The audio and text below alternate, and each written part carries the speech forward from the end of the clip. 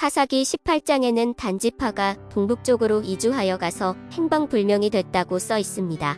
바로 단지파가 우리 단군 할아버지 자손들이요. 당시에 단지파가 이제 이스라엘 소라라는 땅에서 3000여 년 전에 동북쪽으로 이주를 해서 바다가 나오면 바다를 건너가고 해서 그대로 중국 땅을 거쳐 그 북쪽으로 오랄알타이 산맥까지 가게 된 것이다.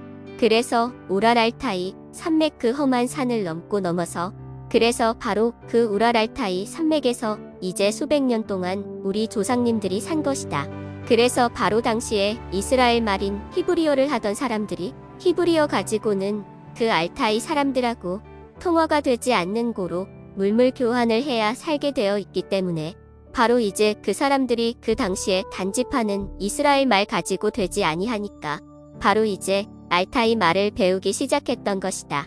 그러니까 알타이 말을 수십 년간 배웠던 것이다. 여러분들 아시다시피 그 알타이 말을 배울 때까지는 손짓 발짓 하면서 서로 이제 물물 교환을 했는데 손짓 발짓 해가지고는 그대로 의시표시가 제대로 안 되니까 그 알타이 말을 배우느라고 얼마나 고생을 했다는 걸 알 수 있는 것이다. 그러니까지 우리 조상님들은 말도 못하게 고생을 했고 말도 못하게 연단을 받았던 것이다. 이제 그 알타이 산맥에서 알타이 말을 배우는데 수십 년 걸렸을 것이고 그 알타이 말을 배워가지고는 알타이 말을 사용하던 우리 민족은 몽고 쪽으로 이사를 가면서 몽고에서 알타이 말을 사용하면서 살다가 만주를 거쳐 압록강을 건너 대동강변에 가서야 거기에서 정착을 하고 고조선 나라를 설립한 것이다. 그러면서 이제 그 고조선을 설립하고 거기에서 1000년이 넘도록 고조선 나라를 지켜왔던 것이다.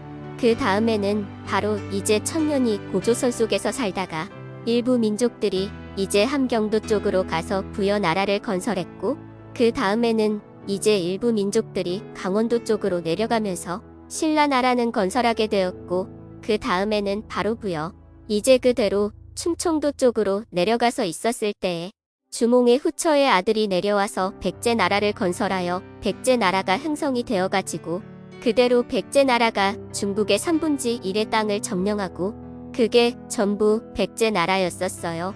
그러면서 또한 일본 나라를 완전히 식민지화해서 속국으로 만든 것이다.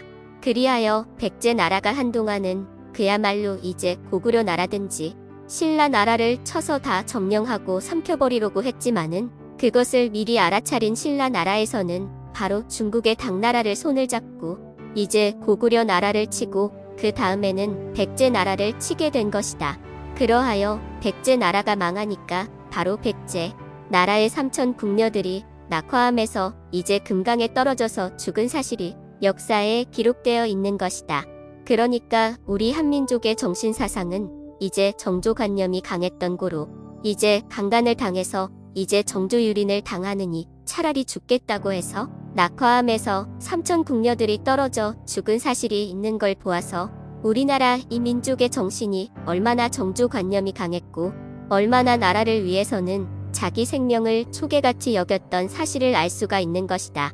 일본 군인들이 쳐들어왔을 때 여러분들 진주에 남강에서 바로 롱게라는 기생이 일본군 장군을 이제 그대로 껴안고 열 손가락에 일본 장군을 껴안고 같이 그 남강으로 들어감으로 말미암아 일본 장군은 꼼짝 못하고 죽었던 것이다. 그래서 그 진주에 가면은 바로 농계 사당이 있다. 농계를 모셔놓은 사당, 말하자면 비록 신부는 기생일지라도 그대로 그 정신만은 바로 한국 사람의 정신이 있는 고로 그런 고로 나라를 위해서 자기 목숨을 초계처럼 여기고 적군 적장을 껴안고 물속으로 들어가서 같이 죽은 사실이 있어서 그 진주에 가보면 바로 농계사당이 있습니다. 그것은 일개 기생이지만은 우리 민족의 사상이 그대로 표출되어 있은 것이다. 그래서 우리 민족 사상이 나라를 위해서는 내 목숨을 초계같이 여기는 그와 같은 사상이 우리 민족에게 있었다는 겁니다. 그래서 바로 오늘날 우리 민족은 이렇게 우리 강인한 민족이요. 이런 강인한 정신이 있는 민족인 고로 이렇게 강인한 민족 정신을 가지고 있는 이 민족 가운데서 구세주가 나오게 되어 있는 것이다. 감사합니다.